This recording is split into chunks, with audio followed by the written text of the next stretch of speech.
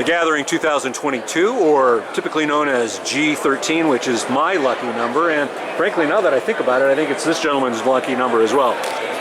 How you doing? There, Stu. It's good to see you again. Good to see you, Ernie. Been a little while, and we all we put a little mileage here and there, and yeah, but we're still, as you said, we're not leaking. Well, I am, but we're good on that. We got a lot of those patches all over. A few patches, a few stitches, and some that just heal up, and they look pretty cool. At least it's a good conversation. They all got a good story behind it. I have nothing on the coffee table, but I got a lot on my head, my face, and my other parts, unbeknownst. They were great conversation pieces. Well, listen, today's day 2 of the Gathering here in Las Vegas. We talked very briefly yesterday. Didn't want to jam up because you had a lot of people that were, I was going to say, pirouetting in. Yeah, that's an old ballet term, I think. Yeah. And I know maybe a little bit of parachuting in. Well, some of them were doing that too. You should have seen them coming through the door, though, brother. It was amazing. When we walked in yesterday, the line went. It's a big hotel, so there's a lot of lobby length and all that. It was all the way out in that sub lobby. Yeah, that's a good thing. And when they come in, it's hilarious. It's almost like it's like the running of the bulls or something. They all know where they want to go. Oh yeah, that's for sure. But here's the other good thing I thought about this is all the old guys are here, like me. But there's a lot of bright, young, fresh faces that I've never seen or met before, and that tells me 2 things. Our industry, our craft is alive and thriving, and the new generations are coming. They're coming in. They're coming through those doors too. So that's very cool. And they're enthusiastic about it. They are enthusiastic. Which is so cool. And it's stuff like what you're doing right now that reaches out.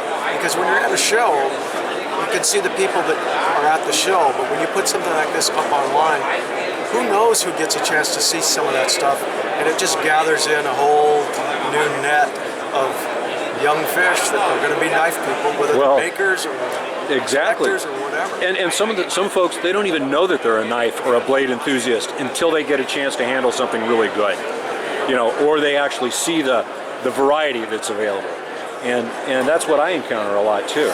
Well, you know, the thing I've always said about a knife is it's a universal tool. There is really no prejudice against a knife. Like, we can have people that are this side of the fence or that side of the fence on firearms, and they don't even talk to each other, except for screaming. But both sides of the people, both sides of the fence, those people, they all have knives, because the knife is a universal tool. So it's one of those things where I don't think you could talk to one single person on earth who doesn't have a knife, whether it's a kitchen knife or a pocket knife or whatever. So it's not only men, it's women, it's cooks, it's chefs, it's mechanics, it's hunters, it's just people that like knives. So what a cool place to be. We make things that will have been here since the beginning of mankind, and they'll probably be here to the end of mankind. It's probably the most primal tool just after the hammer. Yeah. You know, the first one was probably a really solid piece of wood or a stone, and you know, hitting something with that stone ended up chipping something off that was like, hey, this is kind of sharp. Maybe I don't have to use my fingernails and my teeth anymore. It's funny that you said that, because I've always said, hey, the first tool was the hammer, but when the hammer broke, it had a sharp edge on it, it became a knife. Yeah. So there we go. I hear you, brother. I hear you. But you were asking me, like, what's new from Emerson now? Exactly, and I know there's a few things that are now missing from the table because they're in somebody's pocket. It's a busy show. Exactly. Yeah. So let's just kind of go into, you know, let's not personally, more characteristically, what's new with Emerson, and then we'll get into some of the tools that are on the table. I know you mentioned you just wrote a book. Yeah, we just published a book. It came out, well, I wrote it, and it came out about... oh, come on, you got 5 ghostwriters just like everybody else. I wish. I wish. But it came out about a month and a half ago, or almost 2 months ago, right before Uvalde and right before the Buffalo shootings. And it is Bad Guy with a Gun, How to Survive the Attack of an Active Shooter. It's got a lot, again, it sounds like I'm hawking a book. I am, because I think it's good, useful information, and it is relevant, unfortunately relevant. But that's available on our website. It's available on Kindle and Amazon. So it's called Bad Guy with a Gun.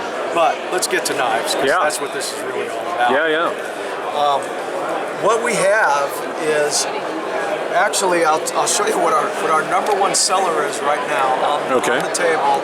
Are these quirky looking little knives called the Elvia.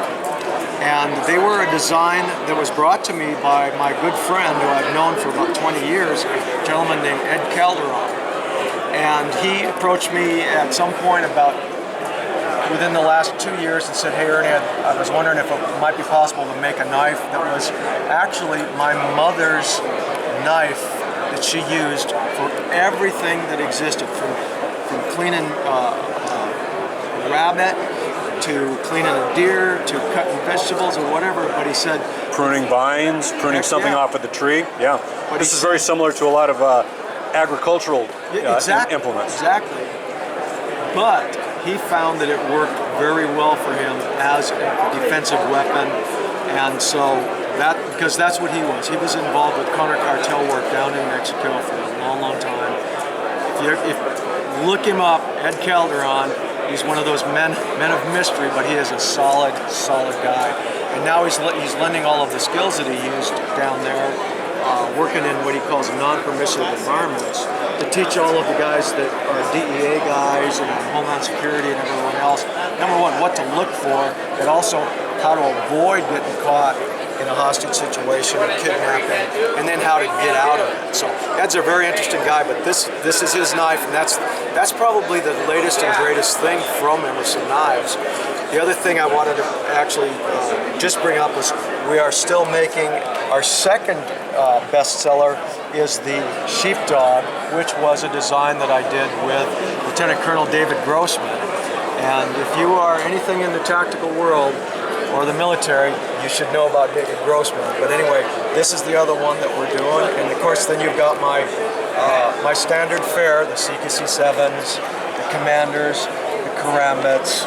And so we're more, let's not make a new knife every year. Let's make a good knife. And if it's a good knife, it's going to stay here for years and years. So we're not really interested every year in bringing out something new and great. But once in a while, we'll sneak something in. It's got to be legit, 100%. Yeah. Now, just out of curiosity, we had a little conversation earlier too. A gentleman, and I'll call him a gentleman because I think it's fitting, probably would have been a good friend. A person named Mays that you were telling me about. Just tell me just a snapshot about that. Let's share that. Whiskey. Yeah. Now, don't misread this. I'm not an alcoholic. I can quit anytime I want. Yeah. And I can too. But I do like whiskey. Yeah. There's a brand out there called Clyde Mays Whiskey. It's really, really good. The story about it is out of Alabama, correct? Out of Alabama. Okay. It's actually the official spirit, the official whiskey of the state of Alabama. And it's an interesting story because good old Clyde Mays was a moonshiner way back in the 30s and 40s, joined up with the U.S. Army, fought World War II in Italy, got wounded, came back to the United States, still in the service, but he was still making moonshine. Ended up spending 7 years in Leavenworth for making moonshine, but went on to become one of those guys, kind of like a Popcorn Sutter, if you're familiar with the history of moonshining. And I'll let you figure out the rest of the story by Googling up Clyde Mays Whiskey, because it is a story you can't make up, because it is so funny, and it's the official whiskey of the state of Alabama that at one time was actually banned they couldn't sell it in the state of Alabama because of some shenanigans that went on with the moonshining. So they had the state whiskey, couldn't be sold in the state.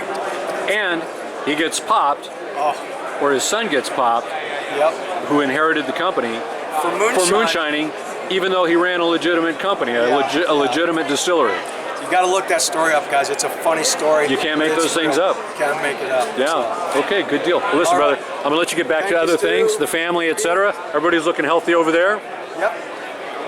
Mary is, I got to say, Mary is stand up. The spinal cord of the company, I would say.